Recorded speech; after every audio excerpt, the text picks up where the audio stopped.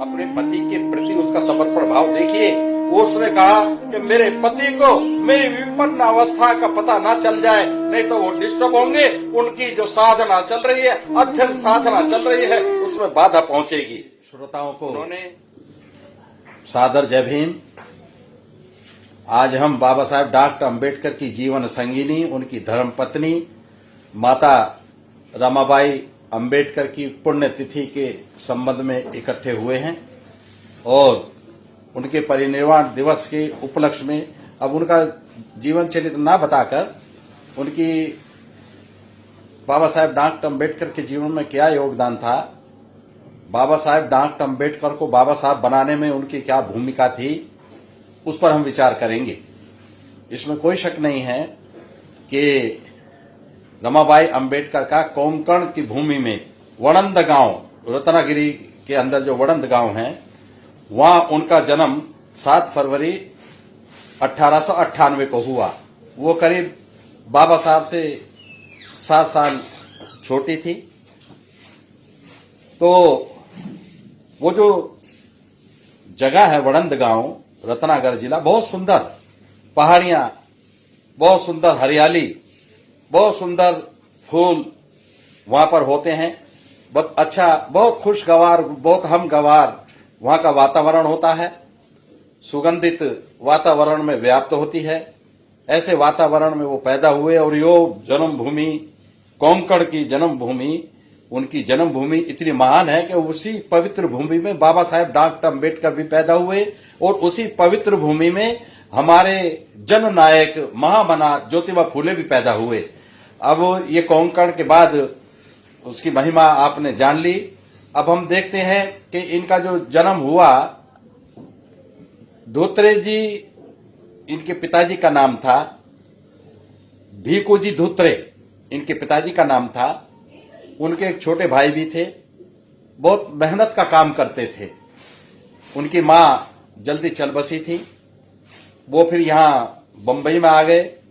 बंबई में आके भाई खला के पास एक झुग्गी झोपड़ी कॉलोनी में आकर बस गए।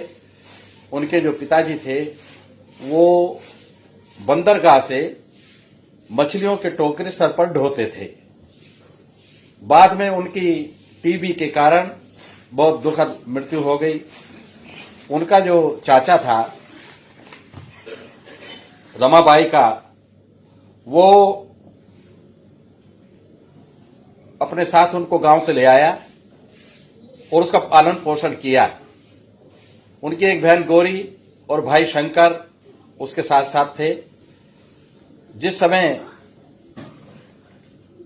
विवाह हुआ रमाबाई का, उस समय से पहले की एक घटना यह है कि बाबा साहेब डॉक्टर अम्बेडकर के पिताजी रामजी बाबा ने भीमराव के लिए एक लड़की देख ली थी। लड़की उनको पसंद आ गई थी, देख ली, मगर उसके बाद में बाबा साहेब डॉक्टर अम्बेडकर के एक पिताजी के जो मित्र थे, उन्होंने उनको कहा रामजी बाबा को, अरे बाबा क्या गजब कर रहे हो, तुम्हारा लड़का इतना सुंदर, इतना प्रतिभावान, कम से कम लड़की, एक सुंदर लड़की तो लाओ। कहने लगे इसमें क्या कमी है? कहला तुम, मैं कमी नहीं बता रहा, तुम जो लड़की मैं बता रहा हूं वो देख लो। तो उन्होंने रमाबाई को दिखाया। रमाबाई को रामजी बाबा ने देखा तो देखते रह गए, इतनी सुंदर। अब उनके सामने धर्म संकट हो गया कि वो पहले जहां मैं वचन दे चुका हूं उसका क्या होगा। खैर, इसी ऊहापोह में बाबा साहेब डॉक्टर अम्बेडकर का रिश्ता पक्का हो गया। उन लोगों को जब पता चला, लड़की वालों को, पहली लड़की वालों को, तो उन्होंने बहुत बुरा माना और बाबा साहब के पिताजी को बुलाकर के कहा कि आपने सही नहीं किया, आप हमारी लड़की को रोक गए थे और आपने दूसरी जगह कर लिया, अब हम पंचायत बुलाएंगे। रामजी बाबा ने बहुत मना किया कि हम आपस में बात कर लेते। नहीं, पंचायत बुलाई गई। पंचायत में फैसला ये हुआ कि रामजी बाबा को सामाजिक गुनाह करने के लिए दंडित किया जाए। उन पर ऊपर 5 रुपए का दंड हुआ। बाबा साहब के पिताजी ने वो 5 रुपए का दंड भुगता, मगर रमाबाई को अपने घर लाने का निर्णय नहीं बदला। रमाबाई उनके घर में आई। बाबा साहेब तो पढ़ रहे थे, बड़े होनहार थे, अपने समाज में जो तालीम वो ले रहे थे, ऐसी तालीम उनके समाज में अब तक कोई ले ना पाया था। मैट्रिक में थे। रमाबाई बिल्कुल निरक्षर भट्ट थी। मगर इस जोड़ी में, इस विवाह होते समय आज बहुत सारे लोग कह देते हैं कि बाबा साहब को कोई पढ़ी लिखी लड़की नहीं मिली? नहीं मिली। कारण ये था कि उस समय लड़कियों को पढ़ाते ही नहीं थे। पढ़ी लिखी लड़की हमारे की तो छोड़ो, जनरल लोगों में भी पढ़ी लिखी लड़कियां उस समय में नहीं होती थी। इसलिए एक उस समय की ये रीत थी कि लड़का चाहे कितना भी काबिल हो मगर लड़की उसको निरक्षर मिलती थी। ये रमा के साथ हुआ। मगर एक बात माननी पड़ेगी, जो स्त्री का धन होता है वो चरित्र धन होता है। उसका समर्पण भाव उसकी सबसे बड़ी दौलत होती है। वो अपने पति की बनकर रही, सारी मृत्यु के अंतिम समय तक वो बाबा साहब की होकर रही। और बाबा साहब भी चाहे दुनिया में कहीं भी गए, उन्होंने अपनी रमाई का साथ या उनके साथ में दगाबाजी करने का कभी कोई काम किया नहीं। ऐसा उन्होंने कई जगह लिखा भी है। तो साथियों, जब रमाई अपने घर आई थी तो उनके घर में माताजी जो थी भीमाबाई, उनकी तो डेथ हो चुकी थी, मगर रामजी बाबा थे। उनकी जो एक उन्होंने एक दूसरी शादी कर ली थी जीजाबाई से, वो भी थी। आनंद राव थे। आनंद राव की जो पत्नी थी लक्ष्मीबाई, वो थी। एक बाबा साहब के यहाँ बाबा साहब की बहन रमाई का भाई शंकर और उनकी बहन गौरी, वो भी क्योंकि बाबा साहब अक्सर घर पर नहीं होते थे तो घर के काम काज में हाथ बटाने के लिए, बाजार से कुछ सामान लाने के लिए वो भी अक्सर यहीं पर रमाबाई के साथ, बाबा साहब के साथ, बाबा साहब के घर पर ही रहते थे। उन्होंने बड़े कष्टों से बाबा साहेब डॉक्टर अम्बेडकर को विद्याध्ययन करने दिया। वो चाहती तो बाबा साहेब डॉक्टर अम्बेडकर के रास्ते में अड़कर खड़ी हो जाती और कहती, नहीं, मैं तुम्हें नहीं जाने दूंगी समाज कल्याण के काम के लिए। पहले तुम स्वयं का कल्याण करो, बाद में समाज कल्याण करना। मगर उस महिला ने ऐसा नहीं किया।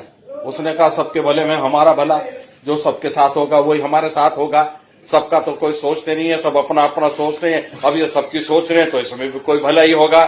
बाबा साहेब डॉक्टर अम्बेडकर ने देखा कि घर में बहुत पैसे का अभाव रहता है। उन्हें एक बार नौकरी लगी प्रोफेसर की, अच्छी तनख्वाह मिली, तो घर में उन्होंने 50 रुपए देने शुरू किए। वो 50 रुपए का हिसाब कैसे रखती थी, उसका मैनेजमेंट देखो आप, उनका आर्थिक व्यवस्था घर की कैसे चलाती थी रमाबाई। वो सीखने वाली बात है। कम पढ़े लिखे होते हुए भी वो 50 रुपए में से 1.5 रुपए 30 जगह रख देती थी 30 दिन के लिए। और उनकी पुड़िया बना लेती थी, 30 पुड़िया बना ली और 5 रुपए का रिजर्व फंड अलग से रखती थी। वो किस लिए? तो कोई इमरजेंसी आ जाएगी तो हम इस 5 रुपए का इस्तेमाल करेंगे। वो बात अलग है कि वो रमाबाई गांठ की इतनी पक्की थी कि उसने कभी उस 5 रुपए के रिजर्व फंड को कभी छेड़ा नहीं। और वो 1.5 रुपए में से भी पैसे 2 पैसे बचा लेती थी। ये इनको घर को चलाने का उनका कौशल था, उनकी कला थी। तो बाबा साहेब डॉक्टर अम्बेडकर को एक उलाना मिलता था घर से, उनकी भाभी भी देती थी, बहन भी देती थी और प्रोफेसर रमाबाई भी कह देती थी। क्या कह देती थी? अरे साहब, तुम घर के काम में कोई रुचि नहीं लेते हो। बाबा साहब को इस बात का क्या जवाब देना था, मगर ये बात बाबा साहब के दिमाग में रहती थी। एक बार बाबा साहब गए बाजार, रास्ते में मंडी पड़ी, काय की मंडी, सब्जी मंडी। तो उनके मन में आया, जेब में पैसे थे, उन्होंने बैंगन भी खरीदे, आलू भी खरीदे, टमाटर भी खरीदे, ये भी खरीदा, वो भी खरीदा और उनके कुर्ते की झोली भर गई। अब वो झोली भर के अपने घर आए तो देखते रमाबाई की हंसी छूट गई। चले ये क्या पूरी मंडी उठा लाए। अंदर गए रसोई में, उनकी भाभी हंसने लगी, उनकी बहन हंसने लगी। उनकी बहन बोली, अरे भीमराव बाबा, तुमने ये क्या किया? तुम सारी मंडी खरीद लाए, तुमको पता नहीं ये सब्जी 2 दिन में खराब हो जाएगी और हम 2 दिन में इसको सारी को पका के खा नहीं पाएंगे, ये सब हमारा पैसा बेकार जाएगा। बाबा साहेब डॉक्टर अम्बेडकर क्या कहते, वो भावनावश इस चीज को भूल गए थे कि सब्जी की उम्र कम होती है। खैर, जैसे भी है, हंसी खुशी माहौल बीत गया। एक बात हम और देखते हैं कि जब बाबा साहेब डॉक्टर अम्बेडकर दिन और जाग कर इंग्लैंड में और अमेरिका में पढ़ रहे थे और हमारी रमाबाई यहां बंबई में रहते हुए दिन और रात इसी चिंता में रहती थी कि मुझे किसी के आगे हाथ ना फैलाना पड़े।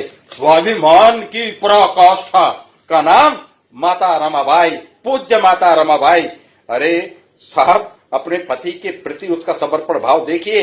उसने कहा कि मेरे पति को मेरी विपन्न अवस्था का पता ना चल जाए, नहीं तो वो डिस्टर्ब होंगे, उनकी जो साधना चल रही है, अध्ययन साधना चल रही है, उसमें बाधा पहुंचेगी। उन्होंने उपले थापने, उनको इकट्ठा करना, बाजार में लाके बेचना, कुछ अपने घर में भी इस्तेमाल करना। कई बार उनके बच्चे, सारे बच्चे मर गए, 4 बच्चे मर गए। एक बच्चा जो सबसे बड़ा था, यशवंतराव, वो बच्चा था, उसे भी पैरों में पोलियो रहता था, बड़ी विकट स्थिति, मगर वो पोलियो में भी पैदल चल लेता था और रमाबाई के साथ वो अपने मोहल्ले के बाहर जाके जंगल में लकड़ियां चुग कर लाते थे। उस लकड़ी से अपना घर का ईंधन का काम भी चलाते थे, बच गई लकड़ियों को बेच भी देते थे ताकि घर में काम चले। जब बाबा साहेब डॉक्टर अम्बेडकर ने शादी करके लाए थे,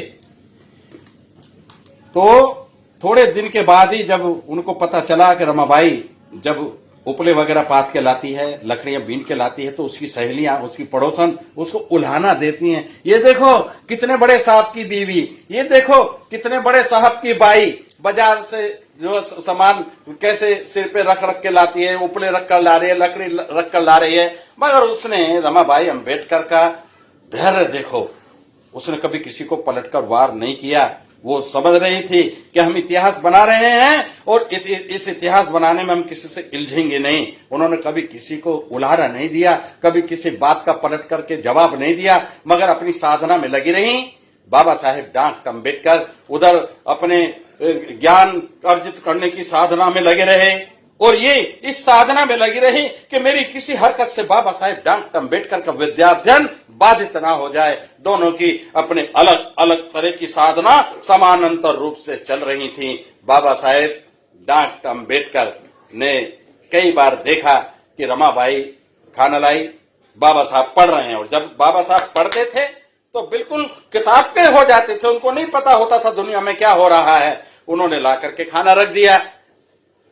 अब रमाबाई खाना रख के खड़ी हो गई, थोड़ी देर खड़ी रही, थोड़ी देर हो गई, मगर उन्होंने बाबा साहब को डिस्टर्ब नहीं किया। वो जानती थी कि डिस्टर्ब करने से हानि होती है, विद्याध्ययन बाधित हो जाता है, चीज आदमी भूल गया तो दोबारा दिमाग में आती नहीं, ऐसा भी कई बार होता है।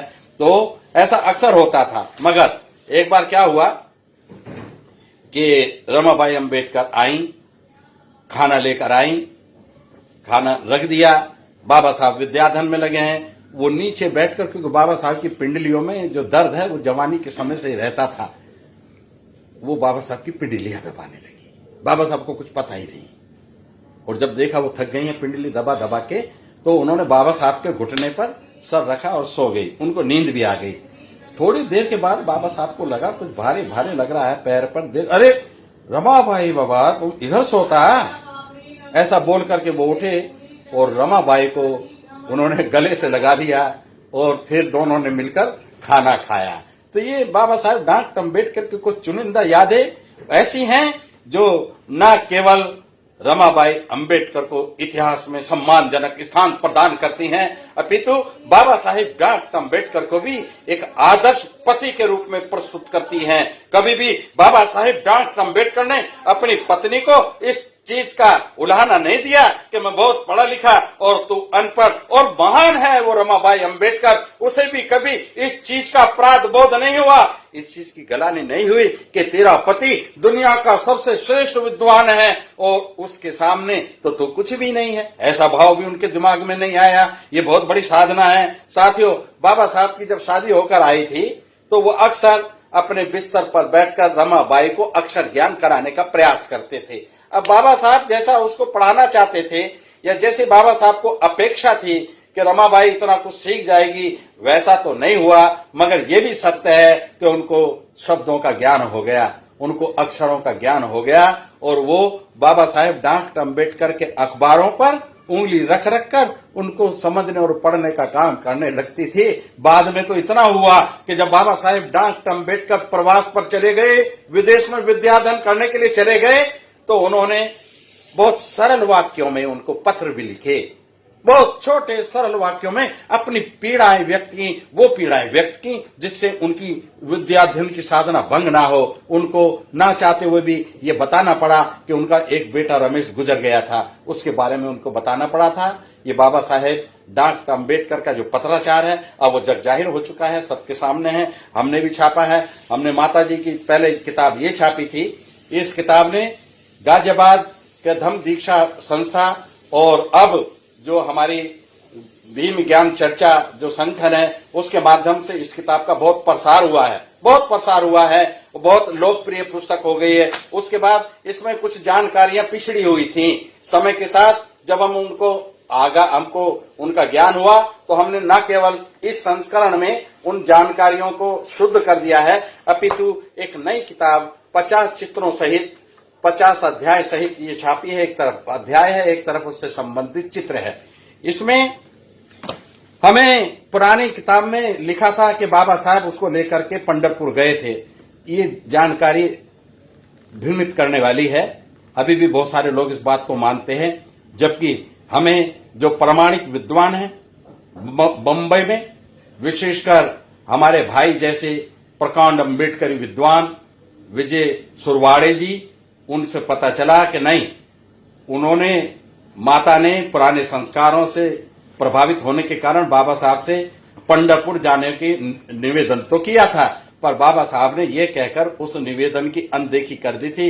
अरे रमाई, क्या लोगे तुम वहां जाकर, अपन का उधर अपमान होगा और अपमानित जीवन अपन जीना चाहते नहीं है। आप यहीं रहिए और स्वास्थ्य लाभ कीजिए, आपको कुछ होने वाला नहीं है। मगर याद रखना, एक समय ऐसा आएगा कि हम लोग अपने तीर्थ स्थान बनाएंगे। क्या गजब की बात कही बाबा साहेब डॉक्टर अम्बेडकर ने। कितने बड़े युग दृष्टा थे, अपनी पत्नी को आने वाले समय का दर्शन करा रहे थे। कौन नहीं जानता कि आज जो उनकी धम्म दीक्षा की स्मृति में दीक्षा भूमि बनी है, वो दुनिया का सबसे ऊंचा टॉम्ब है, दुनिया का सबसे ऊंचा टॉम्ब है। उनकी याद में जो चैत्य भूमि मुंबई पर बनी है, महोपासिका मीराताई अंबेडकर के नेतृत्व में जिसका प्रबंध चलता है, कौन नहीं जानता कि वहां पर 6 दिसंबर को बाबा साहेब डॉक्टर अम्बेडकर के परिनिर्वाण दिवस पर 20 लाख लोग इकट्ठे होते हैं। कौन नहीं जानता बाबा साहेब डॉक्टर अम्बेडकर का मार्च का सत्याग्रह का जो स्थल है वो आज एक तीर्थ स्थान का स्थान ले चुका है। बाबा साहेब डॉक्टर अम्बेडकर ने जब अपने जीवन की अंतिम सांस ली थी, दिल्ली का 26 अलीपुर रोड वो एक स्मारक बन चुका है। बाबा साहेब डॉक्टर अम्बेडकर ने जहां जहां भी चरण रखे वो सब अम्बेडकर वादियों के लिए तीर्थ से कम नहीं है। तो रमाबाई अम्बेडकर को बाबा साहेब डॉक्टर अम्बेडकर ने, लोग कहते हैं बाबा साहेब डॉक्टर अम्बेडकर ने रमाबाई को क्या दिया? हाँ, ये सवाल आप कर सकते हैं। बाबा साहेब डॉक्टर अम्बेडकर ने रमाबाई को अपने गाढ़े खून पसीने की कमाई से और कई सोसाइटियों से, क्रेडिट और थेरेपिस्ट सोसाइटियों से, गवर्नमेंट से कर्जा लेके दादर की बेहतरीन कॉलोनी, हिंदू कॉलोनी में एक कोने का मकान, जिसको हम आजकल राजगृह कहते हैं, आप इंटरनेट में बाबा साहब से रेजिडेंस राजगृह लगाइए, एकदम उसके भव्य चित्र सामने आ जाएंगे। क्या महल जैसा उन्होंने मकान बनाया, मगर काहे के लिए? अपने रहने के लिए तो सब बनाते हैं, मगर बाबा साहेब डॉक्टर अम्बेडकर ने वो महल, दुनिया का उत्कृष्ट निवास स्थान अपनी किताबों के लिए बनाया। उनकी किताबें इतनी सारी, बाबा साहेब अपनी किताबों को अपना अनन्य जीवन साथी कहते थे। वो कहते थे मेरा जैसा व्यक्ति बीवी बच्चों के बगैर तो रह सकता है, मगर किताबों के बगैर नहीं रह सकता। बाबा साहेब डॉक्टर अम्बेडकर ने जो रमाबाई को सबसे बड़ा उपहार दिया, वो मकान, वो राजगृह, वो महल जैसा मकान उनको दिया। एक दिन की बात है, बाबा साहेब घर में थे, रमाबाई घर के एक कोने में बैठ करके चावल बीन रही थी। उनका एक मित्र, अंतरंग मित्र, उनका एक जिगरी दोस्त आया और आकर के पहले तो उसने मकान की प्रशंसा की और फिर चुपके से ये भी कह दिया कि बाबा साहब आपने ये क्या किया, ये जो मकान आपने लिया ये रेल की पटरी के किनारे क्यों लिया? इधर ये दादर रेलवे स्टेशन है, इधर ये रेल की पटरी है, रेल की पटरी के इधर ये छोटी सी सड़क है, आपका मकान है। अरे बाबा, जब वो ट्रेन का सायरन बजेगा, उसका हॉर्न बजेगा तो आपको डिस्टर्ब नहीं होगा। ये बात जब रमाबाई के कानों में पड़ी, उनको कभी जीवन में गुस्सा नहीं आया था। वो तमतमाकर उठी और क्या कहती है, आप क्या बोल रहे हो मेरे साहब के सामने? यहाँ जब बाबा साहब लिखने और पढ़ने लगते हैं, चाहे तूफान आए, चाहे आंधी आए, उनको पता नहीं चलता, वो अपने लिखने और पढ़ने में मस्त रहते हैं। मेरे साहब के सामने कभी आप हौसला गिराने वाली ऐसी बात कभी मत करना। रमा को ये डर था कि कहीं बाबा साहेब डॉक्टर अम्बेडकर को कोई बात कोई अगर लग जाती थी तो वो जमीन और आसमान एक कर देते थे, मगर उसको करके छोड़ते थे। तो रमाबाई को ये डर था कि कहीं ये इस मकान को नापसंद करके कि दूसरे मकान के चक्कर में ना लग जाएं। सारी जिंदगी की कमाई और दुनिया भर का कर्जा लेकर बड़ी मुश्किल से तो ये मकान बनाए, कभी हम इधर के रहें न उधर के रहें। बाबा साहेब डॉक्टर अम्बेडकर बहुत टूट गए जब उनकी रमाई बीमार रहने लगी। ऋतु परिवर्तन के लिए कई जगह गई, कर्नाटक भी गई, वराले। बाबा साहेब डॉक्टर अम्बेडकर के ऐसे दोस्त थे, उन्होंने रमाई को अपनी बहन बना रखा था। जब बाबा साहेब डॉक्टर अम्बेडकर विदेश में होते थे, कई बार रमाबाई उनके घर में रहती थी। एक बार स्वास्थ्य लाभ के लिए भी उनके घर गई थी, मगर स्थिति संभली नहीं, स्थिति बिगड़ती गई, बद से बदतर होती गई। बाबा साहेब डॉक्टर अम्बेडकर इलाज कर करके हार गए। एक दिन अंत तो कतवा जो नहीं होना था वो हुआ। बाबा साहेब डॉक्टर अम्बेडकर की रामू बाबा साहेब डॉक्टर अम्बेडकर की गोद में अपने प्राण छोड़कर की चली गई। बाबा साहब रोते रह गए और उनका कोई बस चला नहीं। बस मृत्यु पर किसी का चलता भी नहीं है, तो बाबा साहब का भी नहीं चला। बाबा साहेब डॉक्टर अम्बेडकर का रो रो कर बुरा हाल था। अपनी रमाई को बिछड़ा हुआ देखेंगे ऐसा कभी उन्होंने ख्वाब में न सोचा था। रमाबाई तो चली गई, अगले दिन उनका अंतिम संस्कार भी हो गया। उनके अंतिम संस्कार में कितनी भीड़ जुटी थी, कितनी भीड़ जुटी थी, उसका वर्णन, विस्तृत वर्णन, और उनकी शमशान भूमि जो उनके घर के नजदीक थी उसका भी पूरा वर्णन इन किताबों में दिया है। साथियों, बड़ा दिल दहला देने वाली घटना है। मगर जब रमाबाई बाबा साहेब डॉक्टर अम्बेडकर के जीवन से चली गई तो बाबा साहेब डॉक्टर अम्बेडकर के लिए समय पर भोजन कर पाना मुश्किल हो गया। वो डबल रोटी पर और बिस्कुटों पर रहने लगे। उन्होंने लिखा भी है ऐसा एक पत्र में। तो गतवा उनके रमाबाई के चले जाने के बाद अवसाद के कारण, टेंशन के कारण, दिमागी दबाव के कारण उनके सर में दर्द रहने लगा। उनके सर में छोटी छोटी फुंसियां रहने लगी।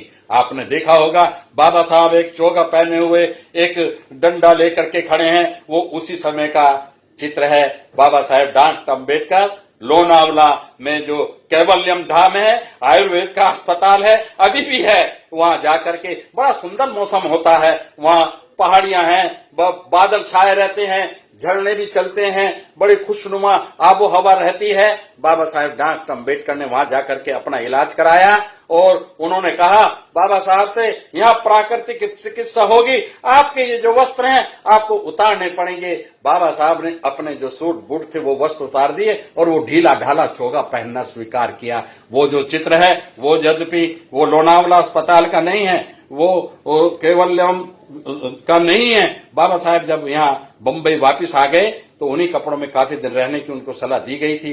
बम्बई में आकर के वो फोटो खींचा गया था और एक फोटो जो नहीं मिल रहा वो ये था। बाबा साहब के प्रशंसकों ने कहा कि बाबा साहब आप तो बिल्कुल विवेकानंद जैसे लग रहे हैं, आओ हम आपको विवेकानंद जैसी पगड़ी भी पहना देते हैं। वो पगड़ी भी पहनाई थी बाबा साहेब डॉक्टर अम्बेडकर को, उसके साथ भी चित्र हुआ था, मगर वो चित्र मिला नहीं। कोई बाबा साहेब डॉक्टर अम्बेडकर का निकट मित्र, कोई सहयोगी, कोई रिश्तेदार उस फोटो को ले गया और पता नहीं फिर उसका क्या हुआ। तो साथियों, आज जब हम रमाबाई के त्याग की बात करते हैं, उनके जीवन पर दृष्टिपात करते हैं, तो बहुत सारी प्रेरणाएं भी प्राप्त करते हैं। आज रमाबाई ना होती तो मेरे बाबा साहब ना बन पाते। उन्होंने कभी भी उनके रास्ते में रुकावट नहीं डाली। हम देखते हैं कि जब बाबा साहेब डॉक्टर अम्बेडकर महाट के सत्याग्रह पर जा रहे थे तो रमाबाई भी इधर तैयार हो रही थी। बाबा साहब से कहा बाबा साहब हम भी चलेगा। बाबा साहब ने कहा तुम क्या करोगे? चलेगा, हम जितना भी जनता आएगी उसके लिए भोजन बनाएंगे। मगर नहीं, बाबा साहेब डॉक्टर अम्बेडकर जब गए रमाबाई को साथ नहीं ले गए। वो स्टीमर पर बैठे और निकल गए। रमाबाई को इस चीज का बड़ा दुख हुआ। बाबा साहब के संघर्ष की साथी बाबा साहेब डॉक्टर अम्बेडकर की ही होकर रहने वाली उस महान नारी को आज हम अभिवादन करते हैं, उनके प्रति आदरांजलि अर्पित करते हैं, उनको नमन करते हैं और कामना करते हैं कि उनकी जीवन गाथा से प्रेरणा लेकर आजकल की नई पीढ़ी अपने प्रगति पथ निर्धारित करेगी। इन्हीं शब्दों के साथ सबको जय भीम, जय माता रमाई।